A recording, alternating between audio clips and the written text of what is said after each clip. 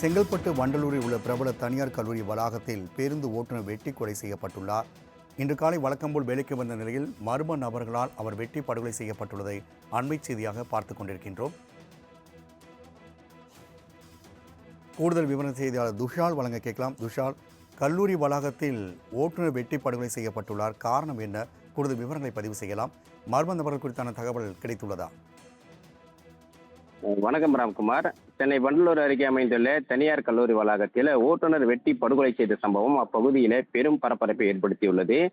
சென்னை புறநகர் பகுதியான வண்டலூர் அருகே அமைந்துள்ள தனியார் பல்கலைக்கழகத்தில் ஆம்புலன்ஸ் ஓட்டுநராக பணிபுரிந்து வருபவர் மணிகண்டன். இவர் நேற்று இரவு பணியை செய்துவிட்டு காலை 7 மணி அளவில் வீடு திரும்புவதற்காக டிரான்ஸ்போர்ட் அறையில் உள்ள அந்த புத்தகத்தில் கையெழுப்பமிட சென்றுள்ளார்.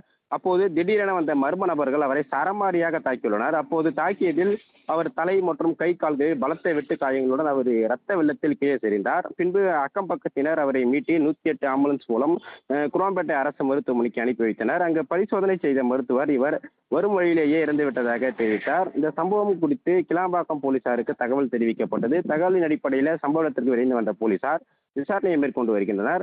அதே போல கல்லூரி வளாகத்தில் அமைந்துள்ள சிசிடிவி காட்சிகளை வைத்து சக ஊழியர்கள் யாராவது கொலை செய்தார்களா அல்லது மர்ம கும்பல் யாராவது உள்ளே புகுந்து கொலை செய்தார்களா என்ற மேலும் கொலை எதற்காக செய்தார்கள் என்ற பல்வேறு கோணத்தில் போலீசாரானது விசாரணை மேற்கொண்டு வருகின்றனர். பட்ட பகலிலே சென்னை புறநகர் பகுதியில் உள்ள கல்லூரி வளாகத்திலேயே கொலை அரங்கேறிய சம்பவம் இந்த பகுதியில் பெரும் பரபரப்பை ஏற்படுத்தியுள்ளது.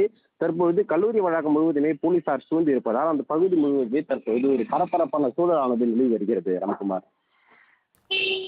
துஷால், தகவலுக்கு நன்றி.